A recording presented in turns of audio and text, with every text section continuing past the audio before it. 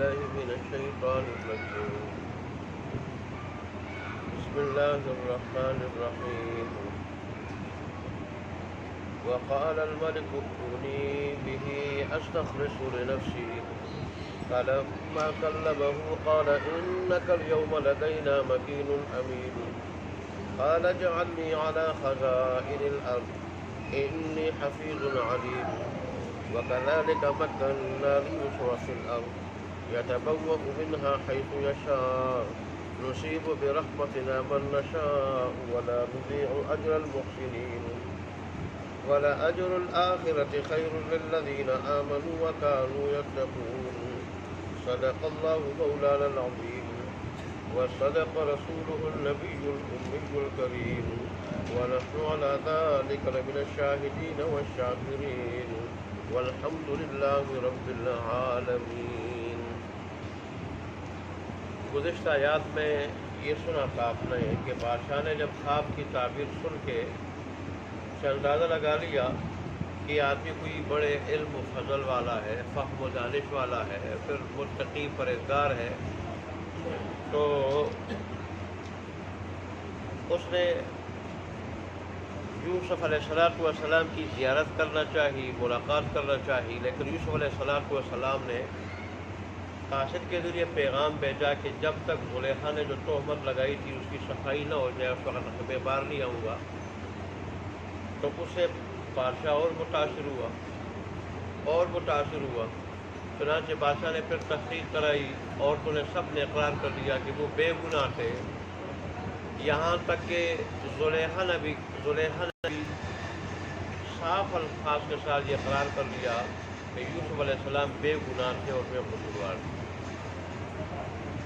تو اس طرح جب یوسف علیہ السلام کی بالکل براءت اور پاکی یہ ظاہر ہوئی، عورتوں نے خود اقرار کر لیا، پھر بادشاہ نے جب دوبارہ قاصد بھیجا اور تفصیلی روایات کے مطابق بادشاہ نے لباس بھی بھیجا، تو یوسف علیہ السلام پھر جیل سے باہر آ گئے. آپ نے جیل سے نکلنے کے بعد غسل کیا، لباس پہنا، نوافل ادا کیے اور پھر شاہی دربار میں پہنچے. بادشاہ نے جب یوسف علیہ السلام سے بالمشافہ گفتگو کی تو ظاہر ہے جیسا آدمی ہوتا ہے ایسے اس کی گفتگو ہوتی ہے. اگر وہ علمی ہے تو علمی، نیک ہے تو نیک، اگر وہ کمال والا سمجھدار ہے تو گفتگو بھی ایسی ہوتی ہے. اور اللہ نے ساری صفات سے یوسف علیہ السلام کو نوازا تھا. بادشاہ اس سے بڑا متاثر ہوا. پھر بادشاہ نے وہ خواب کی تعبیر کا ذکر کیا. پھر یوسف علیہ السلام نے قحط سے متعلق جو تدابیر دی تھی، پیش کی تھی، ان تدابیر کا معیشت کی جو تدابیر کا انہوں نے کہا تھا، ان تدابیر کا ذکر کیا. اور پھر بادشاہ نے کہا کہ اس منصوبے پہ عمل کون کرے گا، عملی جامہ اس کو کون پہنائے گا، اور ایسے اس نظام کو کون چلائے گا جیسے آپ کہہ رہے. تو پھر یوسف علیہ السلام نے کہا پھر مجھے بنا دے وزیر خزانہ مجھے بنا دے. تو بادشاہ نے ان کو مالی معاملات جتنے بھی تھے وہ سپرد کر دیے تھے اور اس میں ان کو خود مختار بنایا. گویا بادشاہ نے وزیر خزانہ بنایا. اور آج کی آیات میں تو بادشاہ نے پیشکش یہی کی تھی کہ اس کو لاؤ میرے پاس، میں اس کو اپنا خاص مشیر، وزیر، ذاتی مشیر اور وزیر بناؤں گا، اس سے مشورے لوں گا. بڑا دانا، علم والا، سمجھدار آدمی ہے اور امانت و دیانت والا ہے، نیک آدمی ہے. تو پھر یوسف علیہ السلام نے پھر جب بادشاہ نے یہ بات کہی کہ اس کو عملی جامہ کون پہنائے گا، تو انہوں نے کہا پھر مجھے بنا. یہاں پہ بعض مفسرین نے ایک سوال اٹھایا ہے کہ یوسف علیہ السلام نے تو یہاں خود عہدہ مانگا کہ مجھے سپرد کر دے مالیات کا نظام، مالیات کا نظام میرے سپرد کریں، خزانے جو ملک ہے وہ میرے سپرد کریں۔ حالانکہ اللہ تبارک و قرآن میں فرماتے ہیں انا اخلصناہم بخالصۃ ذکر الدار، کہ انبیاء کو میں نے آخرت کے گھر کے لیے، انبیاء کو میں نے آخرت کے گھر کے ساتھ خاص کیا ہے، وہاں کی یاد کے ساتھ خاص کیا ہے، وہ دنیا سے بے رغبت ہوتے ہیں۔ تو یوسف علیہ السلام نے خود یہ عہدہ کیسے مانگا؟ اور حدیث شریف میں بھی آتا ہے، عبد الرحمن بن سمرہ علیہ فرماتے ہیں کہ رسول اللہ صلی اللہ علیہ وسلم نے مجھے فرمایا کہ دیکھو دنیاوی کوئی عہدہ منصب مت مانگو، اگر مانگو گے خود تو پھر اللہ تبارک و تعالیٰ کی طرف سے تمہاری تائید نہیں ہوگی، اور اگر تمہارے سپرد کیا جائے گا تو پھر رب کی طرف سے تمہاری تائید ہوگی۔ اور غالباً انہی سے روایت ہے، وہ کہتے ہیں کہ حضرت ابو موسیٰ اشعری رسول اللہ صلی اللہ علیہ وسلم کے پاس آئے تو ان کے خاندان قبیلے کے 2 آدمی اور بھی تھے، قبیلے کے اشر قبیلے کے، تو انہوں نے جب وہاں پہنچے رسول اللہ کی خدمت میں، رسول اللہ صلی اللہ علیہ وسلم سے کوئی عہدہ منصب مانگا، تو اس پہ حضرت موسیٰ اشعری ان کو بڑی تکلیف ہوئی کہ بھئی مجھے تو ان کی نیت کا پتہ نہیں تھا کہ اس قسم کے لوگ ہیں، ورنہ میں نہ لاتا ان کو۔ پھر رسول اللہ صلی اللہ علیہ وسلم نے معذرت کی کہ اللہ کے پیارے رسول، مجھے تو ان کی نیت کا پتہ نہیں تھا، اس طرح عہدہ مانگیں گے، لیکن مجھے پتہ ہوتا میں نہ لاتا۔ اس پہ رسول اللہ صلی اللہ علیہ وسلم نے فرمایا کہ کوئی بات نہیں، ہم سے جو عہدہ کوئی کام مانگے ہم اس کو نہیں دیتے، جو نہ مانگے ہم اس کو دیتے ہیں، اور وجہ پھر وہ بتائی، خود مانگے پھر رب کی تائید نہیں ہوتی، رب کی تائید جس سے نہ ہو پھر عہدے کی ذمہ داری کی ادا کرے گا، وہ تو پھر فائدے کے بجائے نقصان ہوگا۔ اور ظاہر ہے جس کے ساتھ اللہ کی تائید ہوتی ہے اس کے ساتھ اللہ کی جو ہے وہ کیا پھر مدد ہوتی ہے، تائید ہوتی ہے، تو وہ پھر کیا منصب اس کو دینے سے فائدہ ہوتا ہے، اس کا بھی لوگوں کا بھی، اس لیے جو مانگے ہم اس کو نہیں دیتے۔ پھر وہی وہ عہدہ منصب حضرت موسیٰ اشعری کو رسول اللہ صلی اللہ علیہ وسلم نے دے دیا۔ یہ بھی ہے، اور حکم بھی یہ ہے کہ خود کوئی مانگے اس کو مت دو، خود کوئی مانگے اس کو مت دو۔ پھر حضرت یوسف علیہ السلام نے کیوں مانگا؟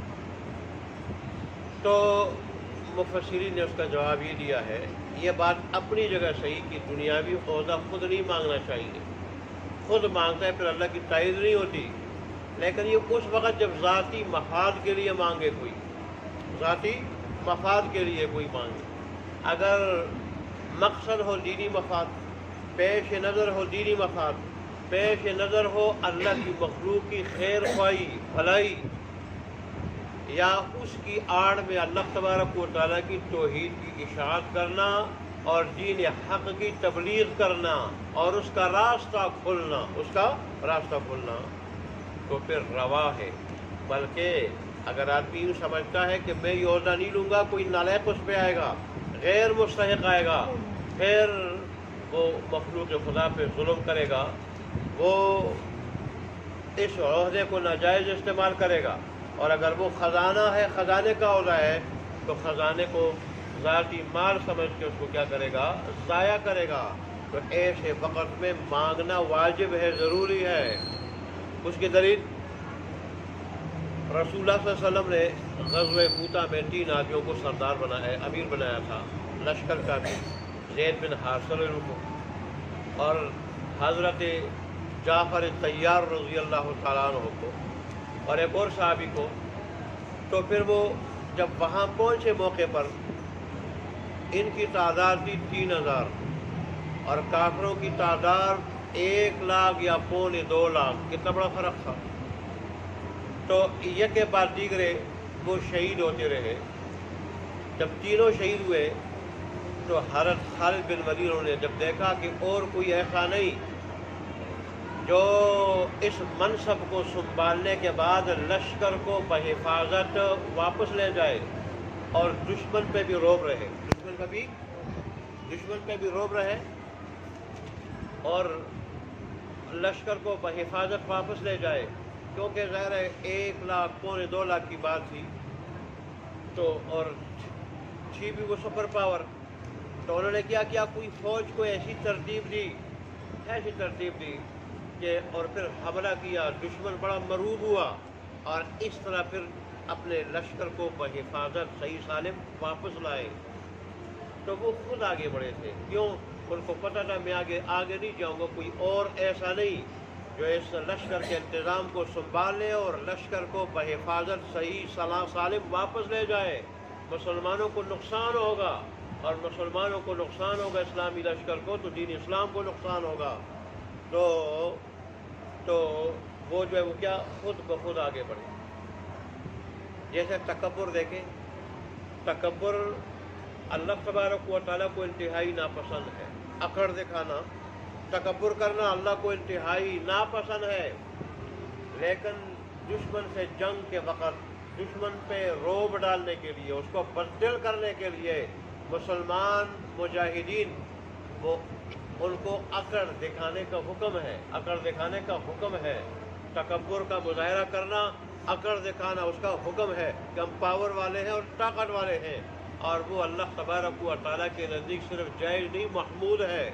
جیسے غزوہ خیبر کے موقع پر حضرت علی رضی اللہ تعالیٰ عنہ نے بعض فخریہ اشعار کہے تھے. انہوں نے وہ فخریہ اشعار کیا تھے کہ میں وہ ہوں جس کا نام اس کی ماں نے حیدر رکھا ہے. میں وہ ہوں جس کا نام اس کی ماں نے حیدر رکھا ہے. کس کی طرح؟ جنگل کے شیر کی طرح، کہ اس کو جب کوئی دیکھتا ہے تو دہشت زدہ ہو جاتا ہے. یہ اشعار کہتے حضرت علی رضی اللہ تعالیٰ عنہ نے. تو بہرحال جب ضرورت ہو تو تکبر بھی جائز ہے. تو ایسے ہی جب کوئی آدمی دیکھے کہ میں اگر عہدے کو نہیں سنبھالوں گا اور تو کوئی اور نالائق آ جائے گا، تو کیا کرے گا؟ مخلوق خدا پہ ظلم کرے گا اور عہدے کے ساتھ بھی ظلم کرے گا. اور پھر اسی طرح اگر ملک کے خزانے پر بیٹھا ہے تو اس کو ضائع کرے گا. ایسے موقع پر صرف مانگنا جائز نہیں بلکہ واجب ہے، ضروری ہے.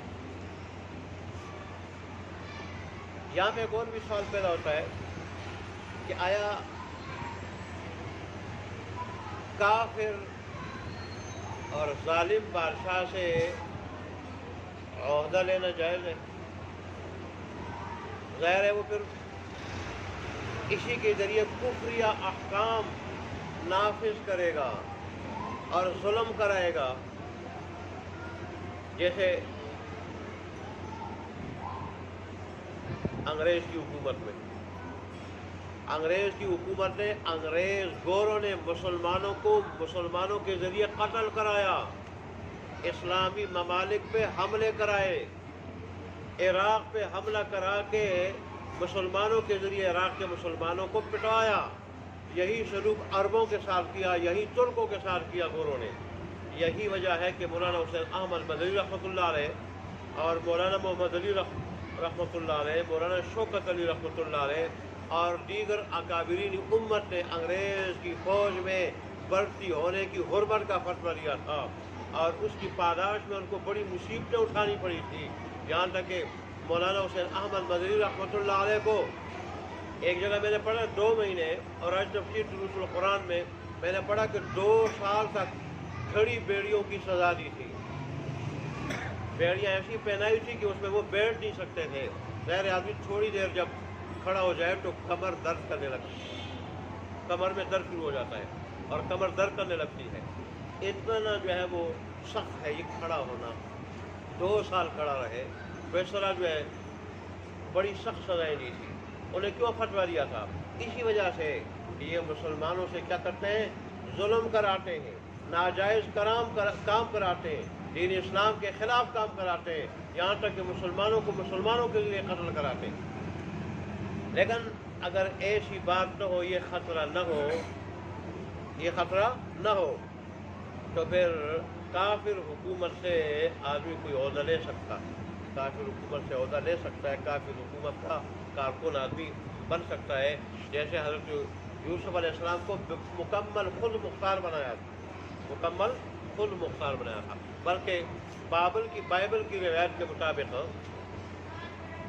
بادشاہ نے اس طرح کر دیا تھا، اپنا تاج بھی یوسف علیہ السلام کو تخت پہ بٹھا کے تاج بھی پہنایا اور اپنی انگوٹھی بھی اتار کے ان کو پہنائی، اور کہا کہ میں اب برائے نام بادشاہ ہوں گا، اصل بادشاہ آپ ہے.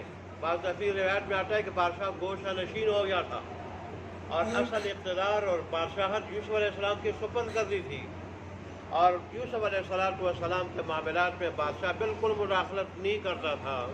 تو ظاہر ہے اس طرح اگر حکومت کا کوئی عہدہ ہو یا حکومت ہو تو اس میں ایسے عہدے کو آدمی قبول کر سکتا ہے، ایسی حکومت کو آدمی قبول کر سکتا ہے، اور پھر جب اس میں یہ خدشہ بھی ہو کہ اگر میں قبول نہ کروں کوئی ظالم آئے گا اور میرے آنے سے وہ راستہ رک جائے گا، پھر تو ضروری ہو جاتا ہے۔ بس اسی روایت میں یہ بھی آتا ہے کہ یوسف علیہ السلام جب بادشاہ بنے اور بادشاہ نے سارے اختیارات ان کے شکر کیے، تو انہی دنوں عزیز مصر کا انتقال ہوا تھا۔ تو پھر بادشاہ نے زلیخا کے ساتھ، تفصیل روایات ہے بہرحال، لیکن تفصیل ابن کثیر نے بھی ذکر کیا یہ بات کہ بادشاہ نے پھر زلیخا کے ساتھ یوسف علیہ السلام کا نکاح کر لیا۔ تو جب ملاقات ہوئی تو پھر یوسف علیہ السلام نے زلیخا کو کہا کہ دیکھو یہ راستہ بہتر ہے، یہ طریقہ بہتر ہے یا وہ جس کی طرف تو مجھے بلا رہی تھی؟ تو اس نے کہا اللہ کے نبی، میرا شوہر انتہائی کمزور بے رغبت آدمی تھا، انتہائی کمزور بے رغبت آدمی تھا، اور میں جوان تھی، اور پھر آپ کے حسن و جمال کو دیکھ کے میں بے قابو ہو گئی۔ پھر اچھا ایک صحابی کا قول ہے، انہوں نے یہ ارشاد فرمایا، صحابی نے، وہ کہتے ہیں کہ زلیخا نے جب یوسف علیہ السلام کو دیکھا کہ شاہی شان و شوکت کے ساتھ وہ جا رہے، شاہی شان و شوکت کے ساتھ جا رہے، تو اس وقت زلیخا نے کہا ساری تعریف ہے اس ذات کے لیے، اس اللہ کے لیے کہ جس نے غلاموں کو اپنی اطاعت کی وجہ سے بادشاہ بنا دیا، اور بادشاہوں کو اپنی نافرمانی کی وجہ سے غلاموں سے بھی بدتر بنا دیا، غلاموں سے بھی بدتر بنا دیا۔ اور پھر تفسیر روایت میں یہ بھی آتا ہے کہ یوسف علیہ السلام کی اولاد بھی ہوئی، 2 بچے ہوئے زلیخا سے، ایک کا نام تھا ابراہیم جس کا ذکر تفسیر ابن کثیر میں بھی ہے، اور ایک کا نام تھا منشا، ایک کا نام تھا ابراہیم، ایک کا نام تھا منشا۔ ابراہیم سے پھر آگے 2 بچے ہوئے، ایک لڑکا جس کا نام نون تھا، اور جو یوشع بن نون کے والد تھے، یوشع بن نون کے والد تھے، جو موسیٰ علیہ السلام کے جانشین تھے، موسیٰ علیہ السلام کے خادم خاص تھے۔ موسیٰ علیہ السلام کے بعد اللہ نے پھر نبوت سے نوازا تھا یوشع کو، حضرت یوشع کو، یوشع بن نون، تو ان کے والد کا نام کیا تھا؟ نون۔ یہ نون یوسف علیہ السلام اور زلیخا کے کیا تھے؟ پوتے، ابراہیم کے بیٹے، ابراہیم کے بیٹے۔ اور اسی ابراہیم کی ایک بیٹی تھی، اس کا نام تھا رحمت، یہ پھر بعد میں حضرت ایوب علیہ السلام کی بیوی بنی، حضرت ایوب علیہ السلام کی بیوی بنی۔ تو دیکھیں اللہ تبارک و تعالیٰ خود یہاں پہ ارشاد فرمایا کہ جو دنیا میں 2 چیزوں کو اپناتا ہے، ایک صبر کو، ایک تقویٰ کو، ایک صبر کو، ایک تقویٰ کو، ان 2 ہتھیاروں کی ضرورت ہوتی ہے دنیا میں رہتے ہوئے، تو میں پھر ایسے لوگوں کو ان کی نیکی کا، صبر کا اور تقوی کا بدلہ صرف آخرت میں نہیں دوں گا، اگرچہ آخرت کا بدلہ بہتر ہے، کوشش اسی کی کرنی چاہیے، اسی کی کوشش کرنی چاہیے کہ وہاں کا بدلہ ملے، لیکن ایسے لوگوں کو پھر میں دنیا میں بھی انعام دیتا ہوں، جیسے یوسف علیہ السلام کو میں نے دنیا میں یہ انعام دیا کہ انہوں نے بڑی جسمانی روحانی تکلیفیں اٹھائی، ذہنی تکلیفیں اٹھائی، تو میں نے دنیا میں ان کو بادشاہت عطا کی، اقتدار عطا کیا، اور جہاں پھر چاہتے سرزمین مصر میں جہاں چاہتے بڑی عزت سے رہتے، بڑی عزت سے رہتے۔ اس میں عبرت ہے، سبق ہے سارے میرے بندوں کے لیے، سارے میرے بندوں کے لیے کہ دنیا میں رہتے ہوئے 2 اصولوں کو اپنائے، ایک صبر والا اصول اور ایک تقویٰ والا اصول، اور یہ اصول اللہ تبارک و تعالیٰ ہمیں بھی اپنانے کی توفیق عطا فرمائے۔ ویسے اللہ سے تو مانگنی عافیت چاہیے، لیکن بالفرض رب کی طرف سے آزمائش آ جائے تو پھر صبر کا مظاہرہ کرنا چاہیے، اور تقویٰ تو ایسی چیز ہے یہ انسان کو یہ صفت ہر وقت اپنانی چاہیے۔ اگر اللہ تبارک و تعالیٰ کے نزدیک سب سے بڑھ کر عزت والا بننا چاہتا ہے، سب سے بڑھ کر، اور اگر یہ چاہتا ہے کہ اللہ تبارک و تعالیٰ مجھے ابتدا ہی سے جنت میں بھیج دے، اور مجھے پوری کائنات کا محبوب بنا دے، تو پھر جو ہے وہ تقویٰ کی صفت کو اس کو شروع سے لے کے آخر تک ہر وقت اپنانی ہوگی۔ اللہ تبارک میں عمل کی توفیق عطا فرمائے۔ اب آیات کا ترجمہ دیکھ لیں۔ وقال الملک ائتونی بہ، اور کہا بادشاہ نے کہ لے آؤ اس شخص کو میرے پاس، استخلصہ لنفسی، میں اس کو خالص بناتا ہوں اپنے واسطے، خالص بناتا ہوں اپنے واسطے، میں اس کو اپنا مشیر بناتا ہوں، وزیر بناتا ہوں، اپنی ذات کے لیے میں خاص کر رہتا ہوں کہ میں اسے مشورے لوں گا۔ فلما کلمہ، پھر جب اس بادشاہ نے یوسف علیہ السلام سے گفتگو کی تو اور متاثر ہوا، جیسے میں نے بتایا تقریر میں، جیسے آدمی ہوتا ہے ایسے گفتگو ہوتی ہے، علمی تو علمی، سمجھ دانش والا تو ایسی۔ قالا، بادشاہ اور متاثر ہوا تو بادشاہ نے کیا کہا؟ قالا، بادشاہ نے کہا انک الیوم، بے شک آپ آج کے دن، لدینا، ہمارے ہاں، مکین، بڑے باعزت ہوں گے، بڑی عزت والے ہوں گے، بڑے باعزت ہوں گے، بڑے مقام والے ہوں گے، اور امین، امانت دار، قابل اعتماد، قابل اعتماد۔ آج آپ نے ہمیں بڑا متاثر کیا۔ اب سب سے بڑھ کر امانت و دیانت والے قابل اعتماد آپ ہوں گے، حکومت چلانے میں ہم آپ پہ اعتماد کریں گے ہر بات میں۔ تو قال، یوسف علیہ السلام نے فرمایا اجعلنی علی خزائن الارض، مقرر کر دے مجھے زمین کے خزانوں پہ، انی حفیظ علیم، ایک تو میں ان کی حفاظت کروں گا، مجھے اللہ نے امانت و دیانت کی صفت سے نوازا ہے تو میں حفاظت کروں گا، ضائع نہیں ہونے دوں گا، ضائع نہیں ہونے دوں گا کہ بے محل صرف کروں، بے موقع میں خرچ کروں یا ضرورت سے زیادہ خرچ کروں۔ مجھے یہ بھی پتہ ہے یہ جو قحط ہے صرف مصر کے اوپر نہیں، آس پاس کے اطراف اور ممالک میں بھی ہے۔ بادشاہ کو بھی بات بتا دی، وہ لوگ جب آئیں گے تو ظاہر ہے ان سے آپ تھوڑے بہت پیسے بھی لے سکیں گے، تھوڑے بہت پیسے جو ان کے پاس ہوں گے وہ بھی آپ لیں گے اور ان کی مدد بھی کریں گے۔ دو فائدے ہوں گے، ایک تو ان کی مدد کی وجہ سے وہ لوگ بھی خوش ہوں گے، دلدادہ ہو جائیں گے، اور دوسری بات یہ ہے کہ تمہارے خزانے میں کچھ پیسہ بھی آ جائے گا۔ علیم، اور میں حفاظت کے گر بھی جانتا ہوں، حفاظت کے گر بھی جانتا ہوں، نظام چلانا بھی جانتا ہوں۔ وَكَذَلِكَ مَكَّنَّا لِيُوسُفَ فِي الْأَرْضِ، اور اسی طرح ہم نے ٹھکانہ دیا یوسف علیہ السلام کو زمین میں، اور بعد ترجمہ کیا ہے، اور اسی طرح ہم نے اختیار دیا، با اختیار بنا دیا ہم نے یوسف علیہ السلام کو زمین میں، يَتَبَوَّأُ مِنْهَا، بعد ترجمہ کیا ہے جگہ پکڑتے تھے اس زمین میں سے، حیث یشاء، جہاں چاہتے تھے، اور بعد ترجمہ کیا رہتے تھے وہ سرزمین مصر میں سے جہاں چاہتے تھے، جہاں چاہتے تھے۔ نصیب برحمتنا من نشاء، پہنچاتے ہیں ہم اپنی رحمت، اپنی خاص مہربانی جس کو چاہیں، ولا نضيع اجر المحسنین، اور ہم ضائع نہیں کرتے نیکی کرنے والے لوگوں کے اجر کو، ہم دنیا آخرت دونوں میں دیتے ہیں۔ ولا اجر الآخرۃ خیر للذین آمنوا وکانوا یتقون، البتہ آخرت کا ثواب بہت بہتر ہے ان لوگوں کے لیے جو ایمان لائے اور دنیا میں وہ پرہیزگاری سے کام لیتے تھے۔ اللہ تبارک و تعالی ہمیں عمل کرنے کی توفیق عطا فرمائے۔